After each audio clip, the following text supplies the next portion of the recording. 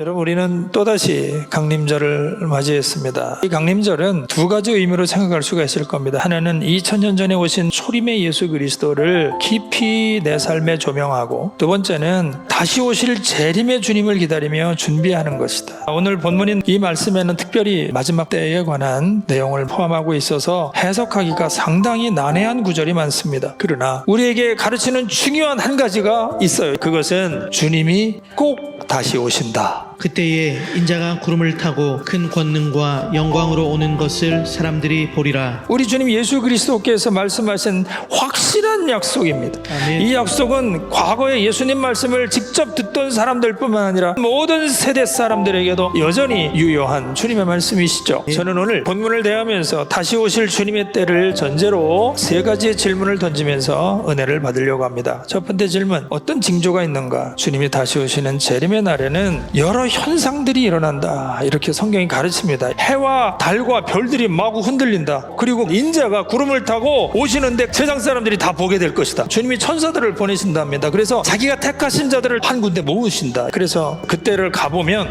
이게 주님이 오시는 거구나, 이렇게 알 수 있어요. 징조가 있다. 두 번째 질문 던져요. 그때는 언제냐? 그러나 그날과 그때는 아무도 모르나니 하늘에 있는 천사들도 아들도 모르고 아버지만 아시느니라. 성경의 대답은 한마디예요. 모른다. 그런데 사람들이 왜 그렇게 하려고 그럴까? 여러분, 준비되어 있으니까 언제든지 문제 없죠. 재림도 그렇습니다. 말씀대로 잘 산 사람, 구원의 확신을 가지고 말씀에 비추어 거룩하게 삶을 살아왔던 사람 별 문제 없어요. 그러나 그렇지 못한 사람은 늘 불안에 떠는 것이죠. 예수님 잘 믿고 준비하시면 주님을 기다릴 수가 있는 것이죠. 자, 그럼 마지막 질문 던집니다. 주님이 다시 오실 때를 생각하며 어떤 태도로 우리의 삶을 살아가야 되겠느냐? 한마디로 성경은요, 깨어 있으라. 주의하라, 깨어있으라. 그때가 언제인지 알지 못함이라. 문지기에게 깨어있으라 명함과 같으니 그러므로 깨어있으라. 집주인이 언제 올는지 깨어있으라. 우리가 깨어있어야 될 이유는 뭐겠습니까? 언제 오실지 아버지만 아시기 때문입니다. 그래서 긴장하고 깨어있어야 한다는 말이지요. 깨어있으라고 하는 그 말은 잠자고 있다는 사실을 전제로 하는 거예요. 영적 잠에 깊이 빠져 있다는 것이죠. 기도가 잠들었어요. 그래서 기도하지 아니하면 시험에 듭니다. 여러분, 우리가 시험을 만날 때가 있어요. 시험에서 자유할 수 있는 사람 아무도 없습니다. 여러분, 누구도 그 무엇도 우리를 시험에 빠뜨릴 수가 있어요. 시험을 예수님처럼 말씀과 기도로 이기셔야 합니다. 영적 잠에 빠지면 우리가 기도를 쉬게 됩니다. 언제까지 주무시겠습니까? 일어나셔야 됩니다. 여러분이 한 해의 끝자락에 영적 잠에 취한 채 주님을 향한 열정과 봉사와 감사를 끝내는 것이 최선의 길은 아닌 것 같습니다. 내가 안 그만둬도요, 못할 날이 반드시 오지요. 어두운 밤이 속히 오니까요. 이제 영적 잠에서 깨어나서 나를 구원해 주신 주님, 그분께서 내게 은혜 주시고 능력을 주시는 주님을 향해서 여러분, 새로운 일을 어떻게 시작해야 될까 고민해야 되지 않겠습니까? 어떤 일로 주님을 영화롭게 해야 하겠습니까? 여러분, 새로운 일을 시작하는 귀한 강림절이 될 수 있기를 주님의 이름으로 축원합니다.